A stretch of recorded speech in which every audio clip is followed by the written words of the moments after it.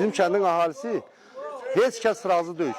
Burada bizim maldarlıqla məşğuluq, bizim gözəl prirodamız var, gözəl kəndimiz var. Bu torpağın üstü altından daha zəngindir.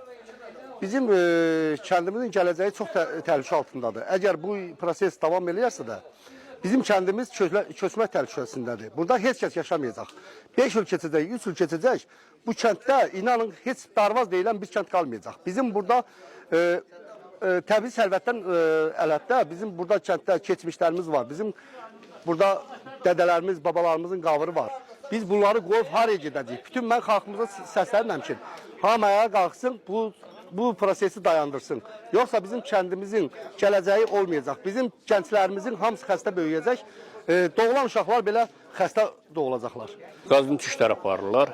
Buna da kəndin narazılığı var. Elə hamımızın narazılığı var. Ona görə ki, burada ata-babalarımızın ruhu yatır. Ata-babalarımızın qəbirləri var burada.